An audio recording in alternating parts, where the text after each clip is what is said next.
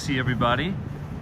It's going to be a very brief live stream tonight as we head back to Grand Central Terminal. Currently standing across the street from the beautiful Plaza Hotel. And we are right by the flagship Apple store here on 5th Avenue, outside of the General Motors building. I see Tin Man is here, Ricky, Auden, Dale, Crypto Meme. It's good to see everybody. It is a freezing cold night out, according to my phone. With the wind chill, it feels to be 1 degree Fahrenheit here in Midtown Manhattan.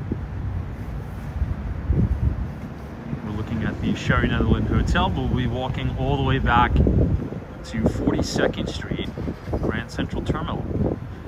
We'll get started in just a minute. Good to see everybody, and please stay warm. Astro's here, says joining from Guyana. Good to see you. Hope you're doing well. I'm sure the weather is much warmer in your neck of the woods, let's just say that. I believe we are now at a record 12 days below freezing here in New York City. Hopefully soon we'll have the beautiful Grand Army Plaza South open once again. But the Plaza Hotel looks good. Unfortunately, everything here seems to be covered in scaffolding. You have the Plaza Hotel covered in scaffolding. You have the Sherry Netherland covered in scaffolding. And now we even have the General Motors building and the Apple store covered in scaffolding too. So all my favorite spots are covered. Maria is here. Joe says we had a horrible winter many years ago, 2008 and 1996. Yeah, it's interesting. You know, I was reading some articles a few days ago, actually last night. I believe one of the biggest snowfalls we've had in New York was in 2016, I think. Just let me see if I can put my phone.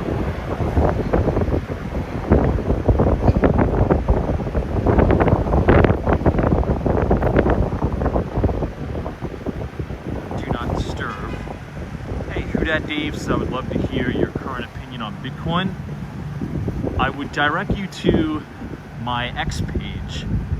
If you go to X and you follow @WalksWallStreet, I recently retweeted something that I posted about Bitcoin. And as of right now, I think Bitcoin's trading at like $75,000 per Bitcoin. And I was doing some analysis, and after every halving cycle for Bitcoin, and I wrote this down on my X so you could see this a little bit more clearly, but I believe we top, I don't want to give the wrong date, but there's a certain amount of days where we usually tend to top. It's between 12 to 16 months after the halving. And October was like smack dab right where it was. In October 2025, we were trading at a high, I think, of $126,000 per Bitcoin. So if that's the case, if history repeats itself like it's done many, many times prior to the halving, we should find a bottom in Bitcoin sometime around late Q1, early Q2, 2027. That's assuming that everything plays out, but I wrote a little blurb on X about it. Man, it's so freaking cold. I even have my gloves on, and I'm already starting to feel my hands hurt. Jeez. This is now 57th Street.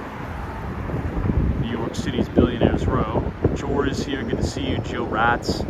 I wanted to pop on really quickly because the week coming up is going to be a very, very significant week on Wall Street as it relates to corporate earnings.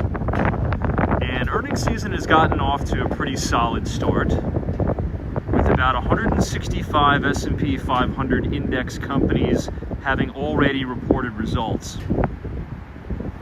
Now, of those companies who have reported thus far, roughly 3/4 have beaten earnings per share estimates, while nearly 2/3 have surpassed sales expectations. But this week coming up is going to be the busiest week in terms of corporate earnings. So it should be quite interesting. I mean, I think we have Palantir Technologies. Palantir has been a massive, massive leader, which has actually fallen out of fashion a little bit. We're trading below the 200-day moving average now on Palantir. But we also have Disney. Walt Disney is going to be announcing earnings tomorrow. So anybody in the audience who's a big Disney fan, we are going to have Walt Disney kick off the week for earnings. So should be fun. Hey, NBA Elias, good to see you. Hopefully you're well. Neil says, hey, has AI entering a true bubble because of the supply shortages? I believe there will be a significant slowdown. I don't know what you mean by that. Are you saying that there's an AI bubble? Well, I mean, my take on the whole bubble talk as it, surrounds AI is that, every single major technology throughout history that has gone on to fundamentally change the way we live, it gets a little bit frothy at some point, and that's, how normal market cycles work. I mean, look what happened to the internet.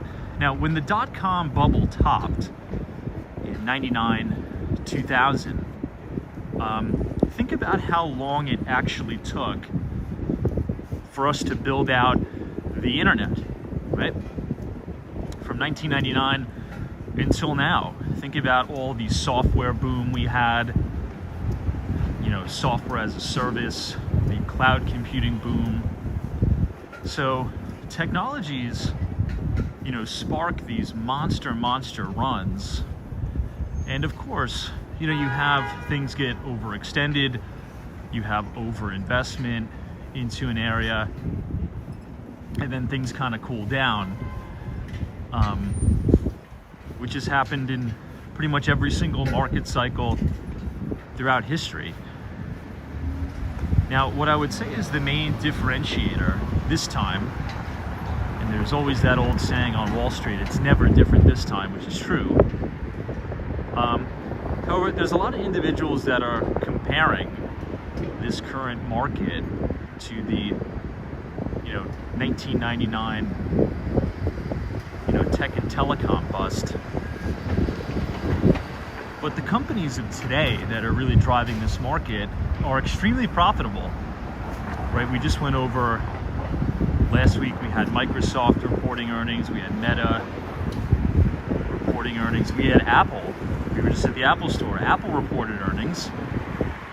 Guys, Apple's net income over the last 3 months was $42.1 billion. I mean, that's pretty significant. Hey, Tatty T, good to see you. Hope you're doing well on this frigid day. Man, there's like not a soul on the streets tonight. I always like looking over at the University Club here. This is one of my favorite buildings in the city.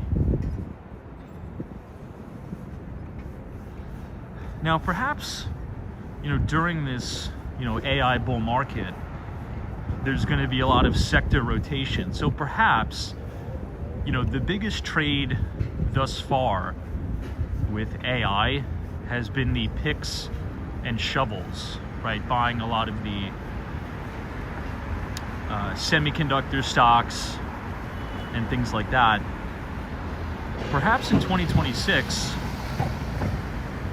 we're going to have other sectors leading the market. And I think there's a pretty good chance that we have energy, which is already participating, but we might have an even bigger boom in terms of energy. I mean, this infrastructure build out is going to take a really long time. It's going to take a really, really long time. A few weeks ago, we were talking about Davos, and I would say one of the biggest takeaways, at least for me, from Davos was Elon Musk's interview and also Jensen's interview. And they both said that we're going to come to a point in the United States where we are producing more chips than we could physically bring online. Meaning we're going to be producing so much hardware, but we're physically not going to have the energy to be able to hook them up and maximize the use of the hardware. So the United States is probably going to be entering a massive, massive boom in the energy sector.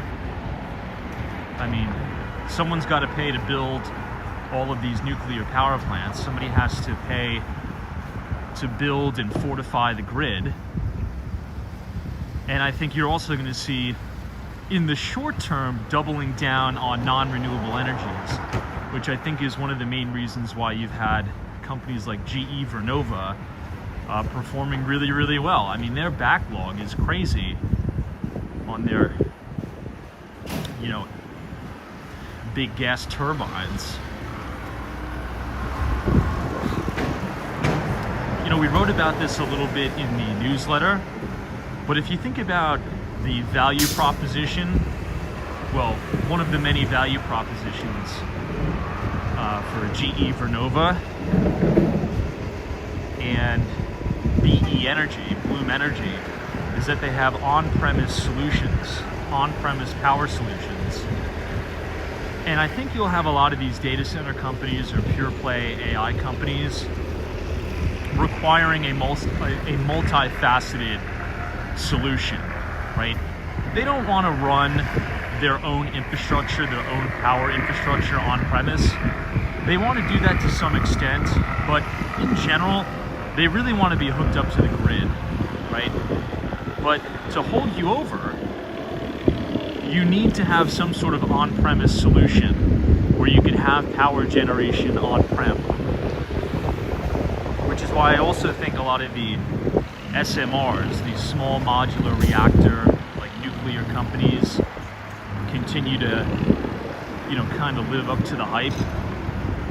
So in the short term, it's almost as if we are going to be in a major, major reliance on non-renewable energies until we can fortify the infrastructure for very, very clean energy, right? So we're probably going to have a huge reliance on natural gas in the United States, which is not a bad thing. I mean, we have an abundance of it here. But guys, it can take a decade to build a nuclear power plant. Hey, Maximilian is here. How are you? J49. I mean, that, you know, that's, now that we're talking about earnings season, you know, over the last 2 years, a lot of these tech companies have been entering massive power partnerships. I believe it was Microsoft that is now in a partnership getting ready to turn back on the 3 Mile Island power plant.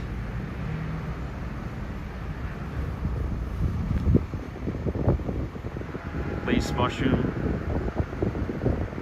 They say TSMC is the bottleneck, but it's energy. There's a massive hole there. Yeah, for sure.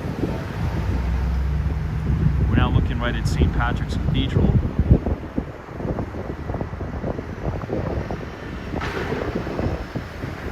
This is the corner of 51st Street.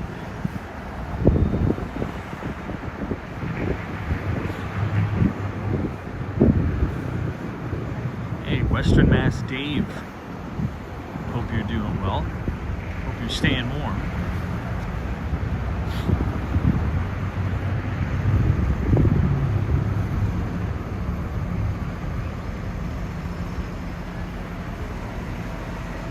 Speaking of semiconductors, we are going to have AMD, Advanced Micro Devices, report earnings on Tuesday. It's also going to be a major week for pharma. You're going to have Eli Lilly reporting, Merck is going to be reporting. But in my view, I think you're also going to have Bristol Myers Squibb reporting earnings as well. But the one to watch, in my opinion, or I'd say the two companies to really watch next week in terms of earnings, is Alphabet and Amazon. I'm really looking forward to Amazon. I think there's a lot of good things going on at Amazon, and looking even further down the line, right? Obviously, Amazon is going to be playing a major role, and already is, in AI, because they are one of the main hyperscalers. Right, Amazon AWS is tremendous, and AWS is really the main profit center for Amazon, right? It's a high margin business, they make a lot of money. And on the other hand, the e-commerce retail business is actually very slim margin, right? It's very high volume, low margin business. But the theory that I have with Amazon is if they can deploy artificial intelligence, if they can deploy robotics and automation, as we're standing outside Rockefeller Center here. I'll quickly give you guys a look at 30 Rock. You know, if they can deploy all of those things, that's going to benefit the e-commerce side of the business in a major way. It's going to be tremendous. So over the next few years, if Amazon can expand gross margins in the e-commerce business while continuing to ramp up AWS, I think it's going to be lights out. Another thing we should be watching is, you know, there was some news last week that Amazon may want to invest money into OpenAI. And keep in mind, Amazon already made about an $8 billion investment into Anthropic. And as part of the deal, if you just use ChatGPT or Grok, or you just use Google, look at some of the intricacies of that deal, right? That Amazon struck with Anthropic. It's about an $8 billion investment. And one of the stipulations is that AWS will be the main cloud provider for Anthropic using their Amazon Trainium chips. That's going to be huge. So there's probably going to be some questions regarding the Anthropic investment, if there's going to be additional partnership there. And it seems as if Amazon is kind of hedging its bets a little bit. There was something I was thinking about earlier today, and I want everybody's opinion on it. I guess I'll ask you guys the question first, and then we'll go from there. Out of all of the different AIs that are out there right now, okay, Google's Gemini, OpenAI's ChatGPT, Elon Musk's Grok, which AI do you guys utilize the most every day? You know, Perplexity AI. What is your go-to AI that you think is the best, that you use for work, you might be using to build your business? I'm seeing a lot of Gemini. Derek's is Gemini, Who Dat Dave's is Perplexity. I'm seeing a lot of Grok. Gigi says Gemini. Jack Jackson says I like Grok. Tesla says you like Grok. Susanna Q4 says OpenAI, ChatGPT. Claude. I see ChatGPT and Gemini 50-50. Okay, well that's good data. Dale says Gemini. Well, here's the thing. From my Western Mass, Dave says ChatGPT. So if you go to the App Store right now, is ChatGPT still #1 in the App Store for the AI that most people download? I think they are. Fun Faces Gemini. I'm actually surprised to see this many Geminis. I would say I use a combination of Grok and Gemini the most. And I used to use Perplexity a significant amount. But I find it that Grok, talking to Grok, it is the most accurate. Because for me, I'm always on the go, and I'm a big talker, as you can imagine. So it's very difficult for me to get my thoughts down texting the bot. I would much rather talk to it, right? Because when I'm talking to the AI bot, I can just cut it off and say, okay, I'm done with the answer, on to the next thing. But in any event, the reason why, okay, I ask that question is because it seems as if Amazon is hedging its bets a little bit, right? So Amazon made this partnership, or made this investment in Anthropic to the tune of $8 billion. Now they're coming out wanting to make an investment in ChatGPT. And I think that's if they do it, right, if they make the investment into OpenAI, that could be a major, major catalyst for the stock. And here's why. Here's why. Because I don't think anybody really knows who's going to be the winner in AI, but it is a definite certainty that there's going to be multiple winners, right? A lot of you use ChatGPT, a lot of you use, Grok, Gemini, whatever it is. And if Amazon can have, a lot of different hands in a lot of different piles, well, if they give OpenAI money, maybe OpenAI gives them business in terms of AWS. Maybe they start using their Trainium chips, right? That's more orders, that's more business. As the market capitalization for OpenAI grows and Anthropic grows, Amazon will have its hand in the bucket, so to speak. Who knows? Maybe we'll see some updates on Amazon's earnings report. But as an investment, potentially Amazon has the most upside here over the long term, right? If you think about how good artificial intelligence is going to get, the area where I think has the most immediate use case for consumers like me and you, just like the average regular retail guy, so on a non-commercial level, it's commerce, wouldn't you say? Like if I'm working on something, let's say if I'm working on my Vespa and I'm taking pictures of my Vespa and I'm talking to the AI and it identifies that my spark plug is no good, right? And this is actually a true story. I want to be able to tell the AI, okay, where can I get this spark plug? Can you search the internet for this exact spark plug and order it at the lowest cost, right? And then the AI will be able to order it for me seamlessly because it'll have all my information, my banking information, my credit cards and the like. That seems to be a layup for Amazon. That seems to be an absolute layup for a company like Amazon.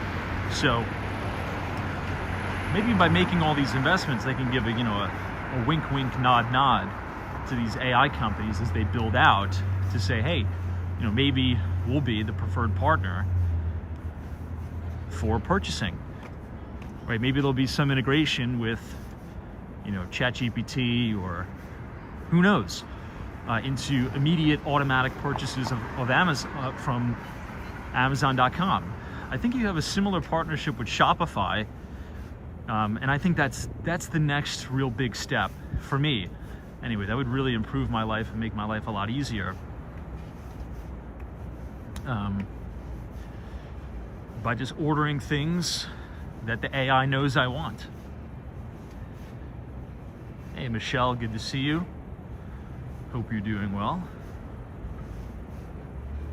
Okay, says, and then somebody injects the prompt for your AI and gets your data. Everybody already has my data. There's no privacy in this world anymore. All the tech companies have all of my data right now, today. China has all of my data. That's another thing. A lot of people are like, even our politicians are like, we want to keep China, away from our data. They have it. They have it. Governments have all of our data. Corporations have all of our data. It is what it is. It is what it is, right?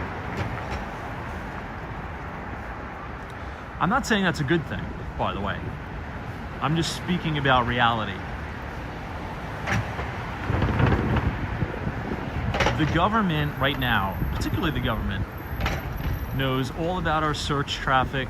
They know everything we're Googling. They know they just know absolutely everything, okay? If, I'll give you a kind of a more recent example. If the US government, right, can right now deploy a team of 8 people to fly into Venezuela and kidnap Nicolas Maduro, right, by using all of these super secret weapons, I'm sure they know exactly, what I'm spending my money on. I'm sure the government knows every single thing about me. They could debank me at any time. They could shut my cell service off at any time. Like, there's no privacy. And I think when politicians mention this stuff, it's just like grandstanding. We want to fight back against big tech because big tech is encroaching on the lives of American citizens. The encroachment is done, okay? It's done. The encroachment has happened. I think anything else is just grandstanding, and we have to come to terms with that, in my view. But that's just my humble opinion. So I'm not really worried about that. I think it's just protecting yourself from malicious actors, rogue actors.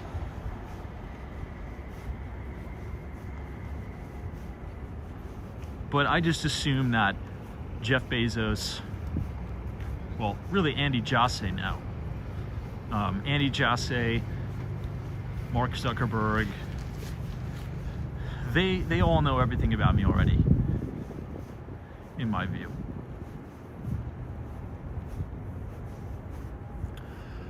All right, everyone, here we are at the Stephen Schwarzman building, the beautiful New York Public Library.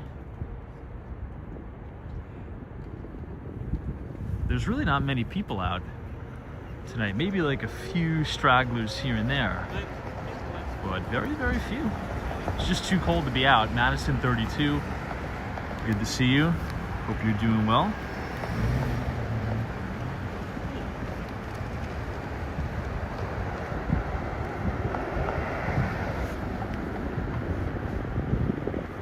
Laced Mushrooms is so quiet out tonight, and it's not even that late. Well, the problem is the cold. According to my iPhone right now, it feels like 1 degree outside with the wind chill, literally 1 degree Fahrenheit. Speaking of my iPhone, who here in the audience has upgraded to the iPhone 17 series or the 17 model. And I'm usually pretty late to the iPhone upgrade cycles. I usually run my phone until it absolutely dies. I believe I upgraded from an iPhone 14 to the iPhone 17 Pro. And it's one of the best devices I've ever used. It's so impressively good. And I totally understand, you know, why Tim Cook on the earnings call said this was one of the best quarters for iPhone upgrades in the history of the company. And I totally get why. So if anybody is thinking about upgrading to an iPhone 17 Pro, it's so worth it. It is an amazing, amazing device. Now, I'm not too sure how long this particular feature has been around. Maybe it's been around, but I just haven't known about it. I really enjoy the screen sharing feature during FaceTime. So if you're FaceTiming somebody, they could do a screen share and show you exactly what they're looking at on your phone, which makes it very easy if you're trying to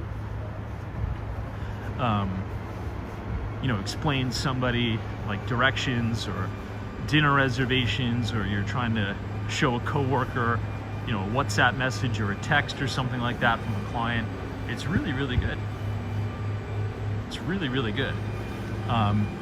So no wonder why iPhones are selling like hotcakes, particularly the 17 model. Bob's the 17 model here and love it.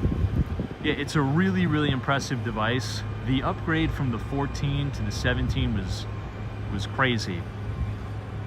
Now, I have a thesis, and I posted about this on X.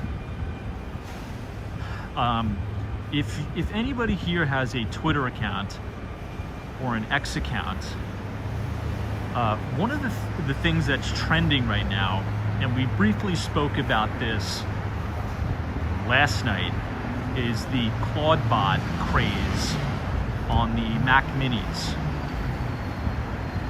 So I went back into this previous earnings report, and sales were actually missed expectations for the Mac computers section of the business. Actually missed revenue expectations. I think you're going to have an unbelievable surprise to the upside, smashing expectations on Mac sales for the upcoming quarter, so for the next 3 months, particularly driven by this craze with everybody buying Mac Minis and Mac Studios to run these artificial intelligence bots called the Claudebots. So that's something to keep in mind there, because, you know, I mean, Apple as a company, they're running about 48.2% gross margins.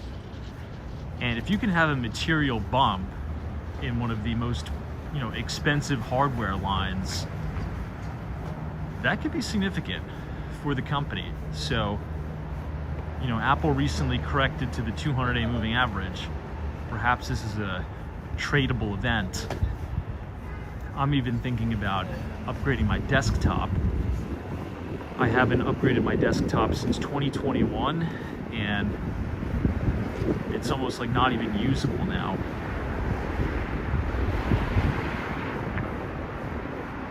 Check out the view of the Empire State Building from here.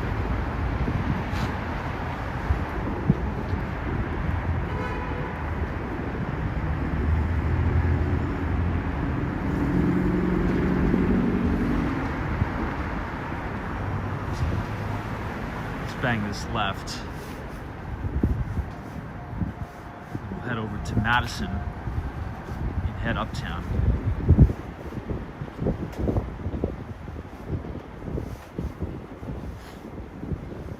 I want to be GMO's Mac to their smallest revenue line, indeed, which is why I think we'll see so much upside. I think people are going to be very, very surprised The Mac, I've been following this very closely. The Mac Mini line and the Mac Studio line are the perfect hardware for running these Claude bots. And you know, some of these tech bros that have a lot of money are maxing out these Mac Studios. If you max it out with everything, it's a $14,000 piece of hardware. And a lot of people are buying them. So this could be significant. Now, speaking about the line items on Macs or on Apple, the company, I'm really, really excited about and have been excited about watching very closely the Apple services revenue. I think we notched over $26 billion in services alone, which is going to grow into just a massive, massive part of the business. Oh, everyone, right here, this is the Morgan Library. Right here on the corner of Madison Avenue. This is one of my favorite buildings in New York City right here.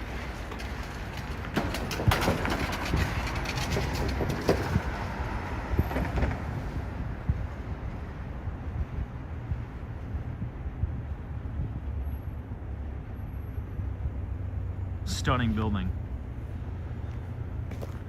Right here on the corner of East 37th Street and Madison. Yeah, John says Claudebot is chock full of security issues. Stay away for a while. Yeah, that's why, you know, I think you're 100% correct. I agree with you totally. However, if you're going to run this thing, you have got to buy a standalone piece of hardware. There's no way I would ever run something like that on my personal computer where I have all of my personal files, right? What you can is you can create a completely containerized environment and run it. I think that makes the most sense. So the way I view it is, if I could spend, you know, $1,000 to experiment with this, I think that's worth it. Because you never know what you can build. You never know what you can create. So it's like $1,000 call option to the upside to maybe even make yourself 25% more productive. It sounds like a pretty good trade-off, at least to me anyway. But you're 100% right. There's no way I would run something like this on my stationary desktop. You need to have this running in its own environment. So if you're going to run Claudebot, buy another Mac Mini or buy another Mac Studio and run it in its own environment.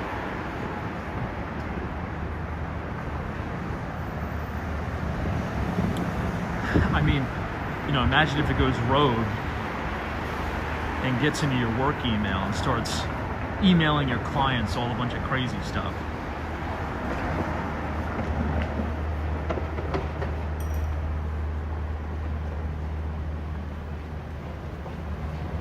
Hey, Mike. Good to see you, Mike. Ren 1018, welcome to New York. We're on the corner of East 39th Street now and Madison. I just wanted to come on and just do a quick stream for everyone because it's going to be a very, very busy week of earnings. And as I've said, the two companies that I'm most excited about is number one, Amazon reporting. That's going to be massive. And number two, we're going to get Alphabet reporting earnings as well.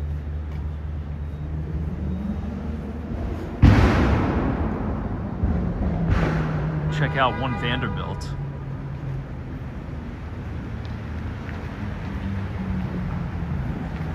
Someone is asking what's going on with Microsoft. Well, we covered Microsoft in depth yesterday. Wow, somebody's driving a McLaren in this weather. That's brave. Very brave to do that. Well, In my humble opinion, the very negative reaction in Microsoft stock, I believe is going to provide a really big opportunity down the line. And here's why. The market right now is very concerned, specifically with the recent disclosure of Microsoft's relationship with OpenAI in terms of their backlogged business.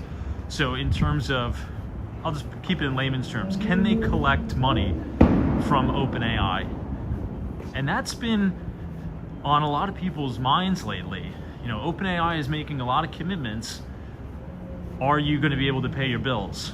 And I believe there's about 44% of backlogged revenue solely dedicated to OpenAI. So the question is OpenAI going to be able to pay their bills? Yes or no? I say yes. And the reason why I say yes is because all of the big tech giants are probably going to come to the rescue and backstop that company should anything happen, which kind of ties into our conversation about Amazon. Because guys, remember, Amazon made an $8 billion investment already into Anthropic. And as part of the deal, I believe Anthropic has to use AWS as their main cloud provider and use Amazon's chips, the Trainium chips, to train their AI models. Perhaps Amazon strikes a similar deal with OpenAI. So you never know. There's going to be a lot of volatility, but over the long term, I think that's going to create a lot of big opportunity. Now, as I've said, I did create a second YouTube channel called Talks in Wall Street that I'm going to start posting on in February.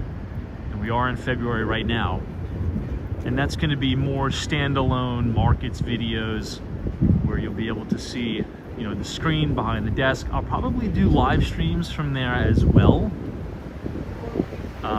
where people can come up, we could have an open conversation, dialogue, breaking down different articles, you know, listening to different videos. So if you want to join us over there, only if you're interested in market stuff, right? I know there's a lot of people here that are not. That's totally fine. But if you are interested in markets talk,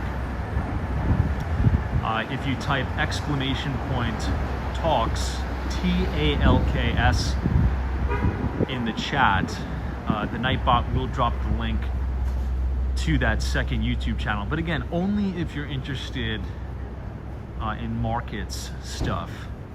Obviously, we'll be doing the Walks in Wall Street per normal, right? Nothing's going to change here. I just feel as if it's going to be a little bit better environment to discuss different stocks.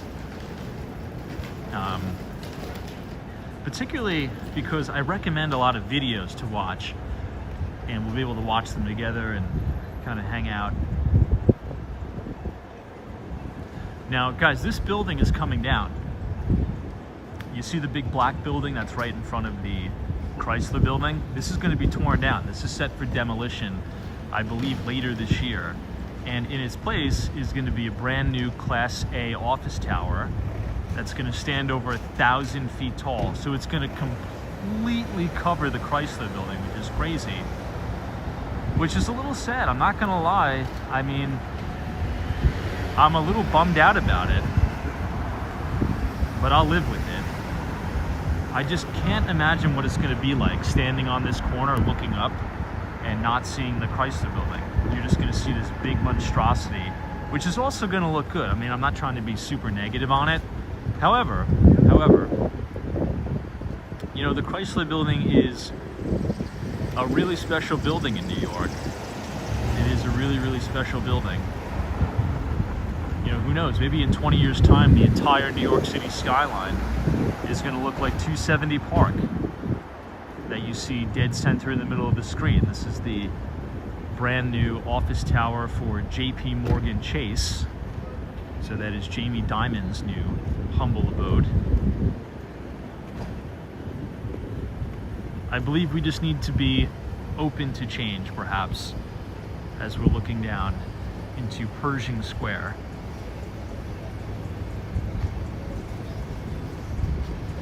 Joe says OpenAI will be too high when it IPOs.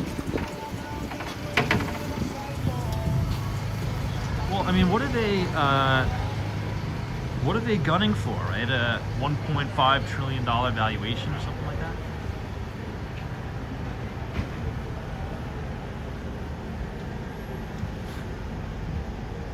Now, I'm really interested to see what Elon Musk is going to do with SpaceX, because, I mean, we discussed this already, but there is a possibility.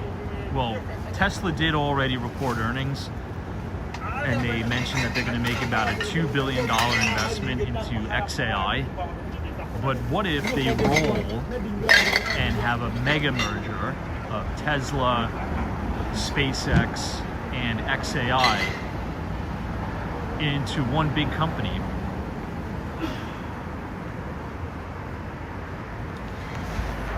You know, Tesla's a funny one because, you know, they're struggling right now with their EV business. Their energy business is doing well, it's growing, and it has good margins. And the upside, which I think is going to have the most upside, is the Optimus, the humanoid robot. However, guys, that could be years away.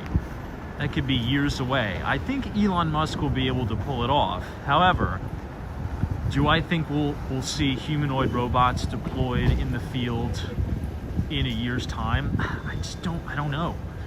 I don't think so. Maybe in 5 years, definitely in 10 years, but I'm not seeing it in a year. There's just no way. Just no way. So they've stopped production of the Tesla Model S and the Tesla Model X to make way for Optimus. So who knows? AZtronics says Elon time is always off by a factor of at least 2x. Yes, that's correct. I wouldn't say Elon Musk overpromises and underdelivers, because he doesn't underdeliver. He's just always, and I wouldn't even say he's wrong in terms of his duration, right? Because he's not. It's just, this is how these people think. It is. They are such optimists, and they are such type A personalities that they literally brainwash themselves into thinking that they're going to do this in a year or two, right? And they work tirelessly to do that, but it may come to fruition 5 years instead of 1 year, right? So I would say take what Elon Musk says with a significant grain of salt in terms of the timelines, right? So we already know his timelines are going to be off, but he does deliver on the technology. Pretty much always. At least we do have the Cybercab to look forward to. That's a big thing. And full self-drive.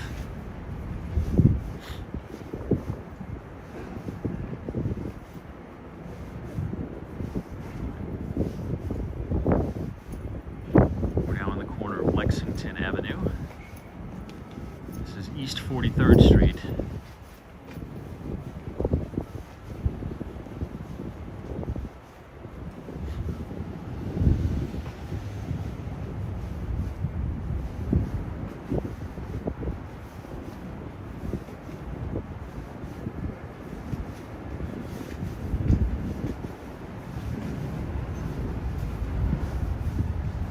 Central Terminal.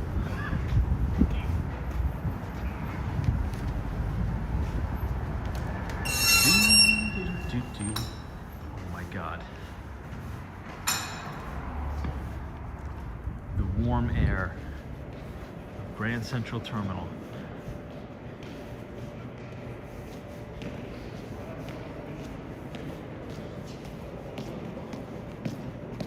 Unfortunately, this entire week is going to be just as cold. Hey Andy, good to see you. I hope you're doing well over there in South Korea.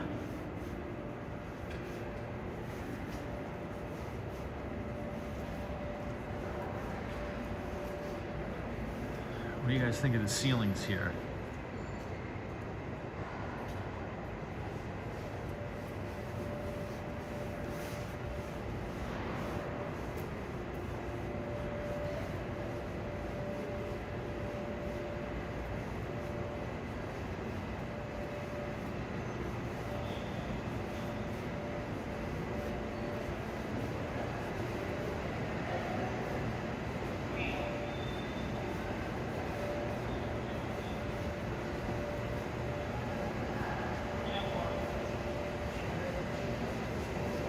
Dave says we have temps in the lower 30s coming. I'll take it. Honestly, Dave, I'll take it. 30 degrees, that'll let me break out my Miami tank top. Honestly, 30 degrees is gonna feel like a balmy 75-degree day on Miami Beach compared to what we've been having. So, hey, 30 degrees, I'll take it. I'm not gonna complain about it.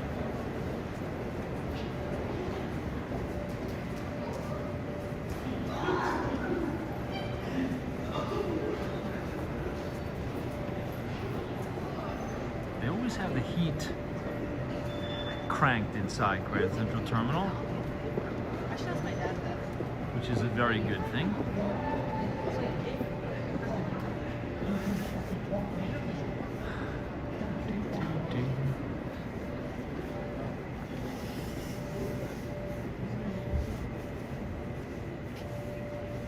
Attention customers, Very for your peaceful to safety see and the safety of others, Grand please do Central not sit Terminal on the this floor empty. or stairs. It's actually quite in nice. Grand Central Terminal. Thank you for your cooperation.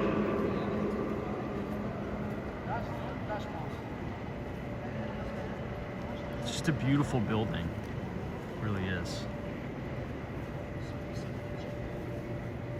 Not many people here taking the train home. I know Chris says Miami sounds really good right about now. The funny thing though, Chris, is it doesn't. Miami doesn't sound really good right now because I got a notification on my phone that in Miami-Dade County, near Sunny Isles Beach, Florida, it hit 38 degrees last night. 38 degrees in Miami. Crazy. Insane. But it is what it is. All right, everyone, I think I'm gonna call it a night. If you enjoyed the stream, feel free to leave a like on the video. Click the subscribe button if you're new. And if you wanna join us over at Talks and Wall Street for more in-depth financial conversations, you can do so by typing !Talks, TALKS, in the chat, and clicking the link to Talks in Wall Street. We'll be posting there later this month. But until then, we'll see everybody in the next one. Stay warm, stay safe, and good luck, because this week is going to be a packed week of earnings. K4, thank you so much. Becky, thank you. Western Mass Dave, all of our moderators, Joseph Hardaway, Middle Age Grind. We'll see you guys soon. Signing off from New York City. Take care.